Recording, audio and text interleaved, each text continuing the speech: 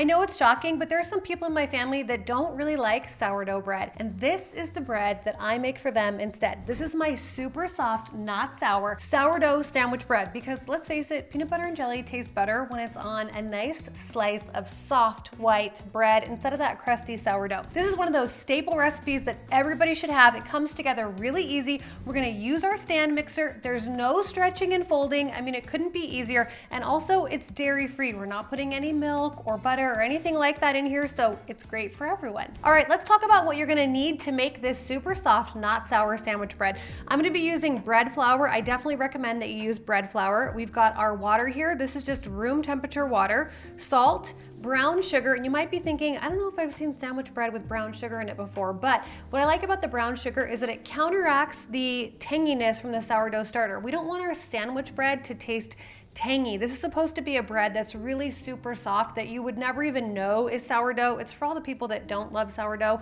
or just want something really soft. And the brown sugar does a great job of kind of hiding that tang from the sourdough. And then we're gonna use a little bit of oil here. I'm using avocado oil. Coconut oil works really well in this recipe, but you could also use canola, vegetable, whatever you have. If you use olive oil, you are gonna get a little bit of that olive oil taste in the bread, so you decide what you want. And then of course we've got our active sourdough starter. And that is it for making this sandwich bread. It's dairy free, we're not using milk or eggs, so it's great for everyone. All right, we're gonna start mixing our dough. Now, if you have a stand mixer, now is the time to get that baby out. So I'm gonna be using my KitchenAid because I think that's probably the mixer that most people have. And you definitely do want a stand mixer when you're making sandwich bread. It just makes the entire process easier. And because we're using our stand mixer, we're not gonna be doing any stretch and folds or anything like that. All the work is gonna be done by the stand mixer. So we're gonna start by putting in all of our ingredients except our salt. So everything is gonna go in the bowl. So I've got 266 grams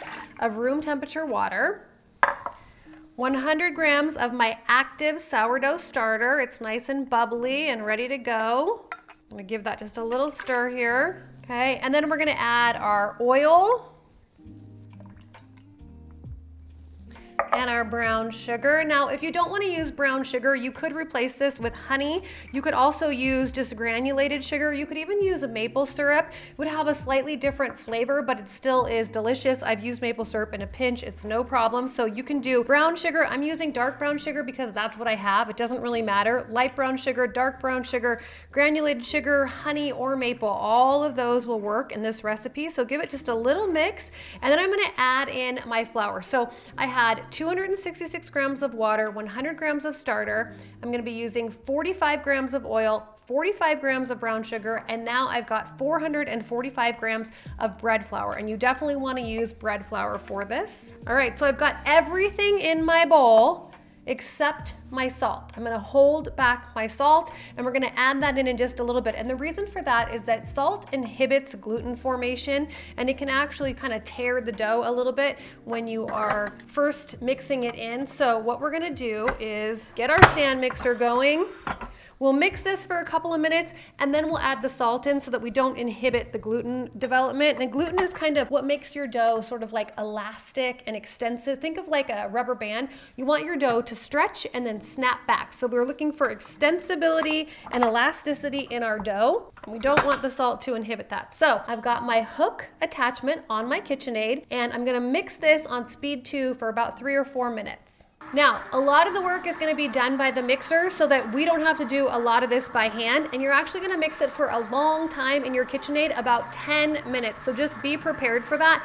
This recipe is gonna make 1 loaf. You don't need to remember the ingredients. The entire recipe is gonna be down below in the description with a link if you wanna be taken to the full recipe so you can print it.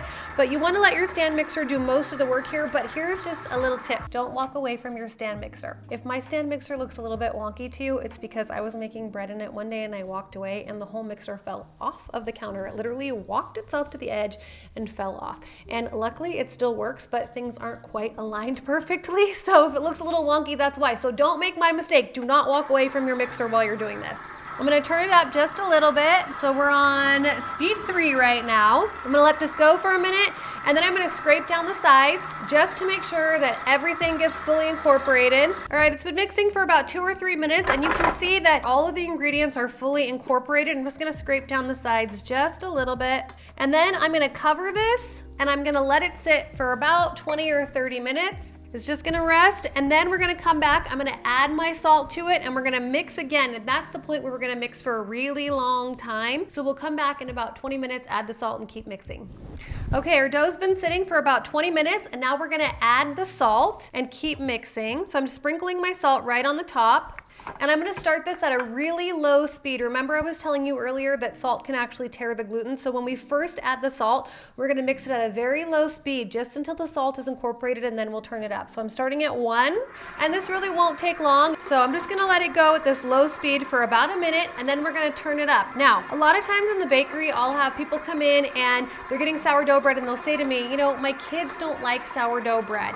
And so I need to find something for them, and this is a great alternative. Maybe they don't wanna buy grocery store bread because they've read the labels and they see what's in it, so they would rather have something with fewer ingredients, but their kids don't like sourdough. This is a great bread for people like that. Honestly, I love it in the morning for toast, sandwiches, it's perfect. I'm kind of a peanut butter and jelly girl, so you know, soft bread is perfect for peanut butter and jelly. Okay, so our salt is mixed in. Now what I'm gonna do is I'm gonna turn this speed up to speed 4, and I'm gonna mix this until we get to a window pane, and I'll show you what window pane is when we get there. Basically, window pane means that the gluten has developed enough and the dough is really strong. And when I grab a section of this dough and I start to stretch it out, you'll see that it's almost see-through, kind of like a window pane. Now also with this dough, this is a really low hydration recipe, meaning that there's not a ton of water in it. So you'll notice there's less water in this recipe than my artisan sourdough recipe.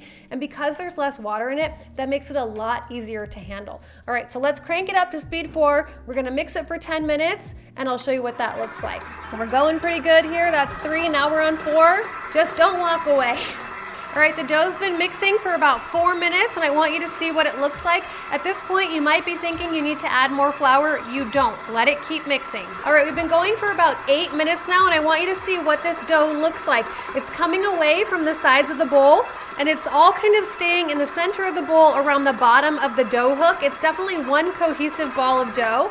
Now I'm gonna turn this off, drop it down. I'm gonna grab a portion of the dough. I'm not gonna tear it off. I'm just gonna grab a portion and see if I can stretch it out and get a little bit of a window pane, and we'll see then if we're done. So this was 8 minutes at speed 4. I wanna try to pull it up so you guys can see it. Let me just take this whole bowl out. All right, okay, here we go. Got a section of the dough. I'm stretching the dough nice and thin. Now it's gonna eventually start to tear if I pull it too much, that's normal. But this is a window pane here where you can kind of see through the dough. All right, so I think we're done. We're gonna stop mixing. Now, when you're making sourdough bread in your stand mixer, you really have to kind of trust the process because it's very different than when we are making it by hand. So I've got my clear container here, and all I'm gonna do is transfer this dough into my clear container. Now guess what? We're not doing any stretch and folds. We're not doing any coil folds. We're not coming back to this dough again. This is it for the dough. I'm gonna put it in my container, and you can see this is a beautiful dough. It's smooth, it's elastic. This is a great sandwich dough. It's not super dry like if you were using a commercial yeast. It's gonna feel different, more like sourdough, but it's not super sticky. So I'm gonna put this in my container. I like this one because it has clear straight sides, which makes it very easy for me to see when my dough has doubled in size. I'm gonna put the lid on this, and then I'm gonna let this sit here and bulk ferment. Now what I'm looking for during the bulk fermentation process is that I want my dough to almost double in size. So either double in size or come very close to doubling in size. And I'll know that because I'm gonna see on the side of this container how much the dough has risen. So I'm gonna kind of let this settle in, then I'll draw a mark, and then I'll come back when this has doubled in size. Now how long is that gonna take? Well, there is a little bit of sugar in this dough, so that will speed up the bulk fermentation just a little bit, but it's also gonna depend on how warm your home is and how warm the dough is. Now, because we used the stand mixer to make this dough, that added a lot of warmth to the dough. This is gonna be a much warmer dough than if you were mixing it by hand,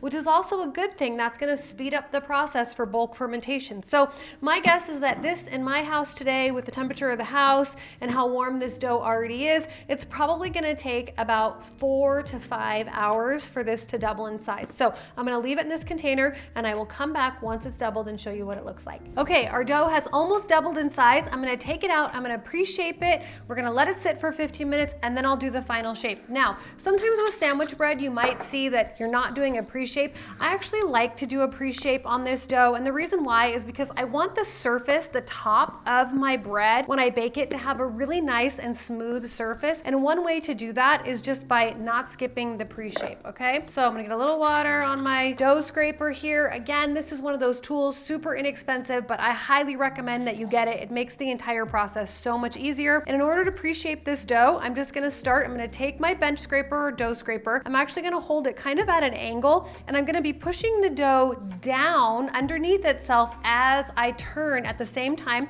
and I'm gonna use my other hand as a guide. So I'm basically gonna put this dough scraper underneath and turn as I go, and you're gonna start to see the top of this dough smooth out. This will turn into a nice tight round of dough. So let's do that. Here we go. Starting down at the bottom and just rotating it to the top. And you can already see the surface of the dough is smoothing out, which is exactly what we want, because this is actually going to end up being the top of our bread, and I want it to be nice and smooth. So this just helps to kind of organize the dough, organize the gluten, and give you a nice domed top for your sandwich loaf. So there we go. I'm gonna stop right there. I'm gonna let this sit on the counter for about 15 minutes. The reason why I'm letting it sit is because I want it to form a light skin, so that when I shape this and do my final shaping and I flip this over to shape it for my loaf pan, it doesn't stick to the surface, okay? So it's okay to leave your dough uncovered for 15 minutes, and then we'll come back and do our final shaping.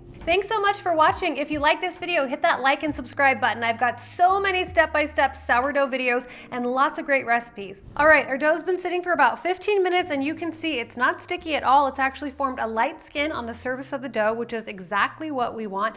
And now I'm going to show you how you can final shape this for a loaf pan. So we're going to shape it a little bit differently than we do our artisan sourdough, because this is a loaf of, super soft sandwich bread, and we're going to bake it in a loaf pan. Now, I have my favorite loaf pan here. This is a USA pan, and then I like to use these parchment paper loaf pan liners. It just makes cleanup so much easier. They're completely non-stick. They're like one of my favorite kitchen things ever, because I'm not a huge fan of having a giant mess to clean up, and this just makes it easier. So I've got my dough here. We're gonna shape it for the loaf pan. I'm gonna get my dough scraper wet, even though I don't really feel like my dough is very sticky, but I don't need to risk it. And here we go. We're gonna flip this over. So the side of the dough that has formed a skin is on the countertop, and I'm going to stretch this out just a little bit. Now I'm being pretty gentle with this. And like I said earlier, because we're making a sandwich bread, it's actually going to rise twice. So after I shape this, I'm going to put it in my loaf pan, and we're going to let it do its second rise. So I've spread my dough out just a little bit, and then I'm going to take this side, one side, and I'm going to bring it into the center. And when I fold it in, I'm only going to fold it so that it's in the center. Now, normally when I'm folding my artisan sourdough and doing a letter fold, you'll see me fold the bottom third up and then the top third over. But for a sandwich loaf and shaping it for a loaf pan, you're going to take one side, bring it into the center, pat it down just a little bit, and then do the same thing on the other side. Lift it up and into the center so that the two meet. Okay, do you see that? How they meet, kind of like a seam? And then I'm just gonna roll this up, and I am rolling it pretty tightly. And as I roll, I'm taking my knuckles and I'm pressing down a little bit. And what's kind of nice is that this dough isn't really very sticky. It's a lot less sticky than your artisan sourdough. And then I'm just gonna pinch the ends a little bit. It's not super important because as it bakes, it will come together. And then I'm gonna put this in my loaf pan. Now, when I do this, normally when I put my sourdough bread into my proofing basket, my banneton, I flip it over so the seam side is up. But for this, we're not gonna do that. We want the nice smooth side to be on the top. This is what we're gonna see after our bread bakes. So I'm gonna take this and I'm just gonna put it right into my loaf pan here, just like that. And there you go. That is our final shaping for our loaf pan, super soft, not sour, sourdough sandwich bread. And then we're gonna cover this. I'm just gonna get my little plastic shower cap. I will cover this and we're gonna let it have its second rise. We want it to rise until it comes at least to the top of the loaf pan, if not a little bit higher. Now, you've got options here. The first option is that I could cover this and put it it in my refrigerator overnight, and then take it out in the morning and let it continue rising. If I put this in the refrigerator for a long cold ferment, it's going to increase the flavor of the bread. It might have a tiny touch of sourness, but not much. It's also going to increase all of that bulk fermentation activity, make this grain a little bit easier to digest. But it is going to take longer to do the second rise because I'll need to take it out of the refrigerator, set it on my counter, and then it's going to have to come to room temperature and continue rising. So when I do that method, it usually takes 6 to 7 hours the second day for this dough to rise enough to be ready to bake, because you really want it to rise until it's really light and fluffy and at least coming to the top of the loaf pan. Now, the second option, and this is a little bit faster, is not to do the cold ferment, just to skip putting this in the refrigerator, which is what I normally do when I'm making this bread.